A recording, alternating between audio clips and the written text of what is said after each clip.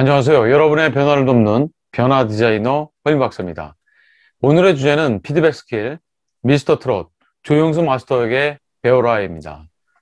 리더에게 피드백은 구성원의 성과를 개선하고 변화를 이끌어내기 위한 매우 중요한 리더십 행동입니다.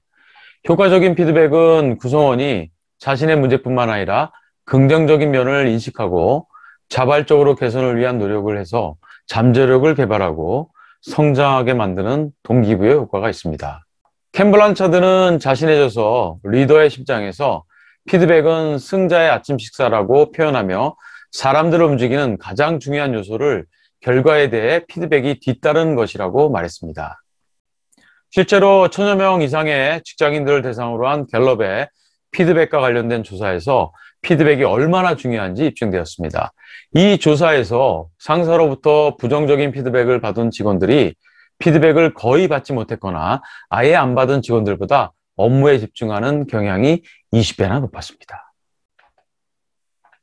또한 피드백을 거의 안 하거나 아예 안 하는 상사와 일하는 직원의 무려 98%는 업무에 제대로 집중하지 못한다는 결과가 나왔습니다. 피드백의 중요성과 순기능에도 불구하고 구성원에게 문제 개선을 위한 피드백과 잘하고 있는 것에 대해 피드백을 제공하는 리더가 많지 않은 것이 현실입니다.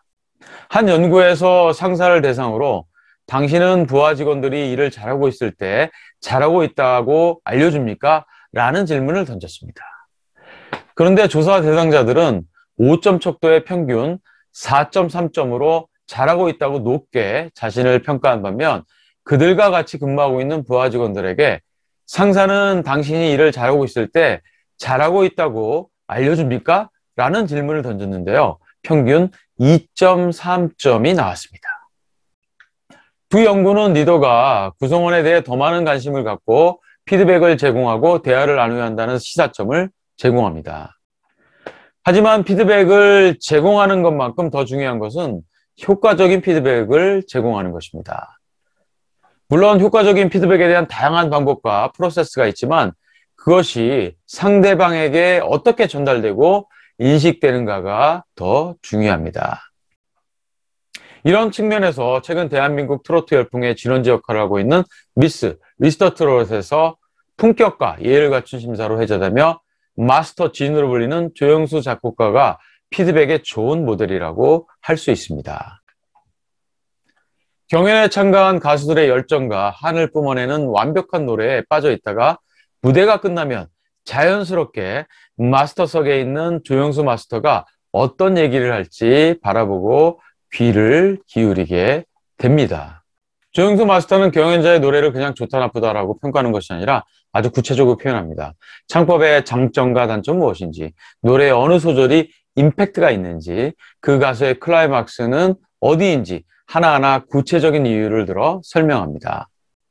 조영수 마스터의 피드백이 진행되면서 노래가 리플레이 되면 그래서 저렇게 얘기했구나. 머리가 저절로 끄덕여지면서 비전문가도 이해하기 쉽게 설명을 하죠.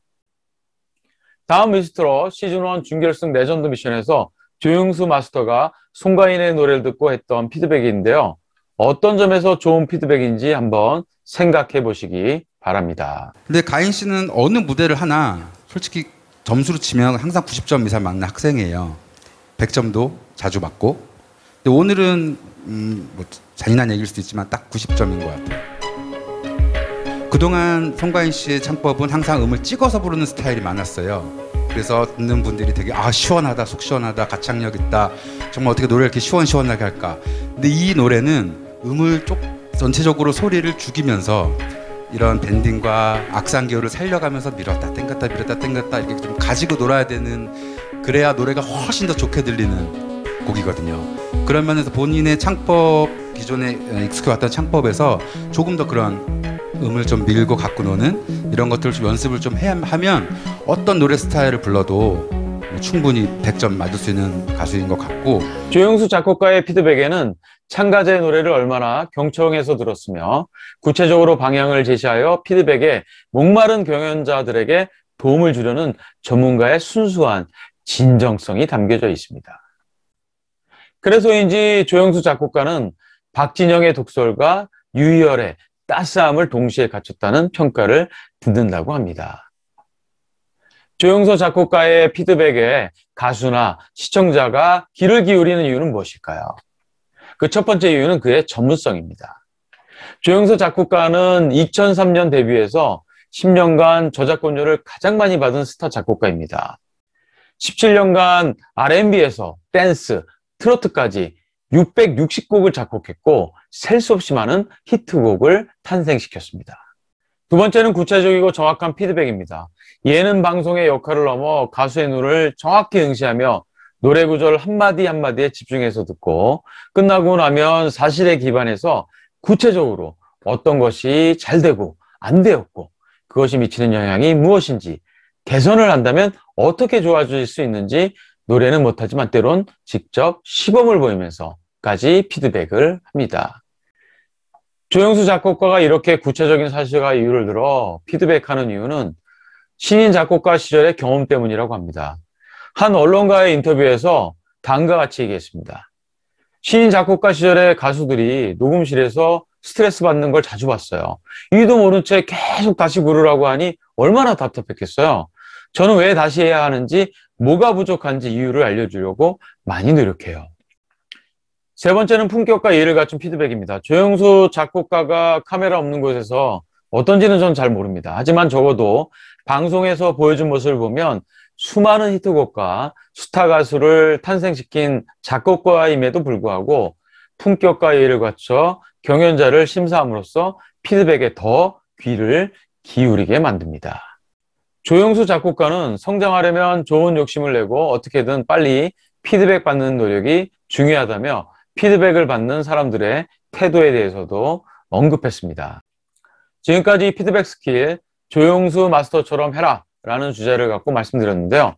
조직의 리더들도 업무적 전문성을 갖고 구체적인 사실과 그로 인해 발생하는 악영향과 긍정적인 영향까지 그리고 개선을 통해 얻을 수 있는 장점을 말해준다면 효과적인 피드백을 할 수 있으리라 생각합니다.